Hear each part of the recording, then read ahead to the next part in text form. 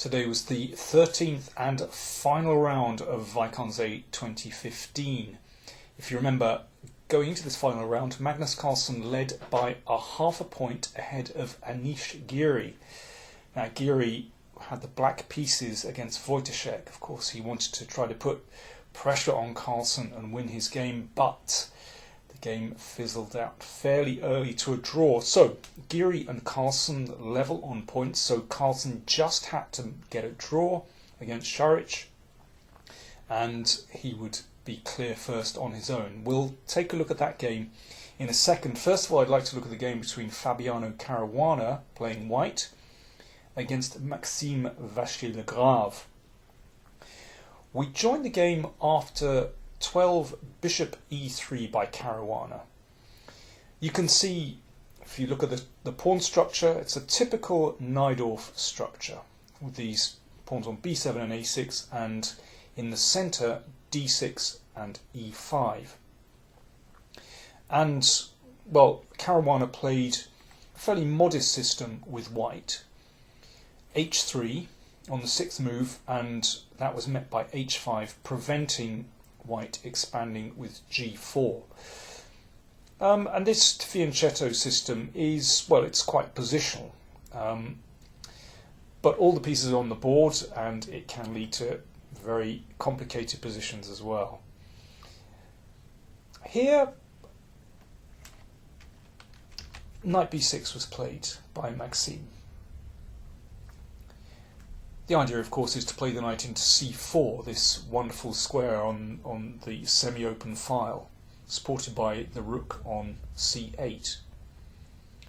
Looks good for black if he can get there, but b3 was the answer. And it looks as though this has been a wasted journey, because a5 will drive the knight backwards, and a5, of course, is a very desirable move. But Maxime had planned this move d5. Now, generally, if black gets in this break successfully in the Najdorf, then he doesn't have any problems. For example, if white were just to exchange pawns here, then you can see that black's position has been liberated. Exchanging off these pawns means that black actually has greater control over the centre than white, and this is already more pleasant for black than white to play. But of course there's a drawback with d5 in this position, that is that white can actually win a pawn by exchanging bishop for knight and then taking on d5. So this is a pawn sacrifice, and I have a feeling it was prepared by Vachier-Lagrave. The idea is that although white has a majority of pawns on the queen side, 4-2, in fact it's very hard to advance these pawns when black controls these dark squares. Let's change colour and put them in red. In the meantime, black has a pawn majority on the king side, 4 against 3, but this is quite dangerous. This h-pawn is already there, ready to go to h4, and the f-pawn is about to advance with the e-pawn, and yeah, tricky position for white. In particular, this knight isn't very good. At the moment it's dominated by black's pawn. So Caruana played c4, so he's looking for counterplay by getting this pawn majority going, and also that the pawn shields the knight that can now come to c3. Now, Vachier-Lagrave spent 26 minutes over this next move. I found it very surprising. Queen d6. It looks a bit odd to block the bishop. I'd anticipated maybe bishop c5 instead of this. The idea is to blockade the d-pawn, because sometimes white could sacrifice back and open up this diagonal. But it still looks very clunky to me. Okay, a5 by Caruana, fixing these pawns is often a good move. And now black gets going with his pawn storm. It's very crude, but pretty effective actually. Excuse me, just 1 second. And now with the pawn on f5, black wants to advance the h-pawn, and then it won't be very easy to close the position with g4 with the pawn on f5. And now this is a typical dilemma that you have when you're defending. Should you maybe blockade this pawn? Should you play h4 here? In fact, that can do even more damage to your position after this, followed by h4, and yeah, you can see that suddenly the h-file is opening very quickly. Caruana played queen d3, connecting his rooks. h4, so beginning the process of opening up white's king. Caruana wants to keep the h-file closed. Now that's an interesting move. So what he's doing is offering the pawn back. Now black can play like this, but you can see that white will gain control over the e4 square. And it's not that simple actually, this position. Just gives white a foothold. So Vachier-Lagrave just castled, supporting the f-pawn with the rook. Knight c3. And again, if this is taken, which is possible actually, I mean black can play like this, but white does have a square on e4. So instead, black pushed e4, and there's a clear idea behind this. I mean, it's actually a very crude idea. Bishop d8. So having opened this diagonal, MVL prepares to play bishop c7, and that could be very nasty. So for example, if pawn takes pawn, then simply bishop c7, threatening mate on h2. The rook has to move. And now something like this. And maybe just bishop f5. I mean, this is also very powerful. And then bishop g3, and this opens up the f-file. And yeah, threatens things like bishop h3. I mean, this is absolutely deadly. So Caruana took desperate measures here. He actually sacrificed a piece on e4. I mean, he is under massive pressure. So this was taken.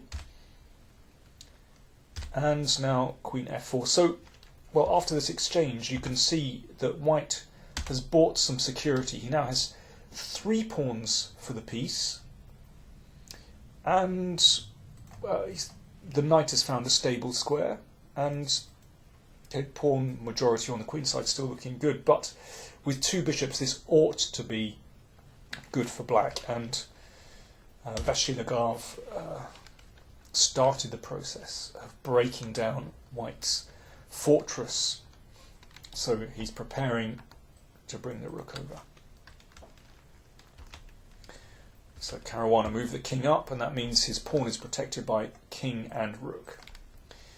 And now an excellent move. Somehow we need to disturb white's position, and bishop e8 is the move. So the bishop bounces around to g6, and things are going to fall apart. If that knight moves, then it will no longer cover the dark squares, and then the next bishop comes in, and this is already looking very nasty. I mean, I think white is lost now, actually. Caruana tried c5, and you can still play bishop g6 here, but bishop b5 is even better. So the rook can't move that way because the f-pawn is on. If rook f2, then something nasty happens. Rook takes knight. Now pawn takes will be met by bishop takes pawn. Check, and the rook drops. And if king takes, then this leads to, well, in fact it's rather similar to the game actually, we'll see. Basically the king is getting checked all over the place, it's almost mate. So instead of these moves, b4 was tried, and Caruana is hoping that black will get greedy. Now black has a rook up here, but white has at least some security, but instead this was a really strong move. Rook takes knight. Now obviously pawn takes will allow, well, black to take the rook. That's 2 extra pieces. So king takes, and then rook e8, and this simple move just catches white's king in a terrible mating net. If king d4, I mean, it's sensational. You can actually checkmate the king in the middle of the board. So king f4, staggered to the side, and now the mating net closes. Bishop d3 check, this is blocked. And now bishop f6. And there isn't a decent defence to rook e5 checkmate. So a really lovely finish by Maxime Vachier-Lagrave, who joined Geary on 8.5 points. I should say that Wesley So defeated Luc van Velde, so he got to 8.5. Ding Liren also got to 8.5 by destroying Levon Aronian. Something went very badly wrong in the opening for him. So Carlsen needed to draw his final game against Ivan Šarić, and well, he didn't have a great position actually, but round about move 30 the position started to turn in Carlsen's favour, and this is move 38. Carlsen with white. He now took on c4, exchanged bishops on c4 and took on d7, and at this moment it looked as though Carlsen was winning a pawn and could even go on to win this game. But Šarić found a good move, queen b5, very subtle move. It's the only move that keeps black in the game and is actually good enough to hold. So the queen threatens the rook, as well as the e-pawn. And this e-pawn staggers on, but it can be collected by black. Queen c6 is another good move, just keeping tabs on that pawn. And now if rook e2, then rook g6 and the pawn is going to fall. That's too much. So Carlsen thought for a while here and found the cleanest way to simplify the position. Queen f3.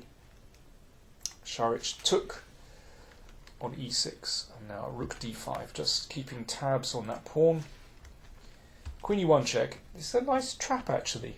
If Carlsen were to play king h2, then rook e3 is a killer. If queen f4, rook takes h3. Okay, maybe it's not too difficult, but still it's a nice tactic. And king h3 loses to queen h1 and rook h5. So Carlsen, well, appreciated that and played rook f1. And now they simplified into a drawn rook and pawn endgame. This is all forced. Now they simply traded pawns. And they gave up there. They agreed to draw. So Carlsen won the tournament with 9 points. 4 players on 8.5. Geary, Vachier-Lagrave, Wesley So and Ding Liren. It's really telling that all 5 of those players are under 24 years of age. It does feel as though this is the next generation of players coming through.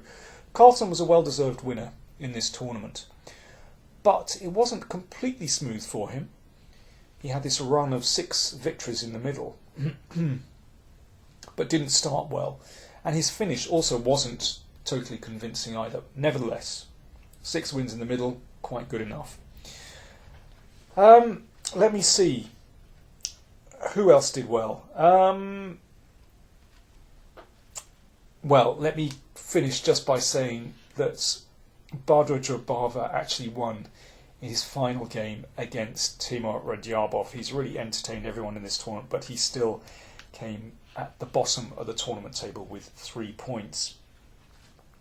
The next big tournament coming up is Baden-Baden, that starts on February the 2nd. Carlsen, Caruana, Anand, Aronian, Najdic, Baramidze, Adams and Bako are playing, and I'll be reporting hopefully every day on that tournament. Thanks everyone for watching. If you like these videos, then do subscribe to my Powerplay Chess channel on youtube.com. It's free to subscribe and there's loads of clips there on all kinds of things for you to watch. Thanks for watching.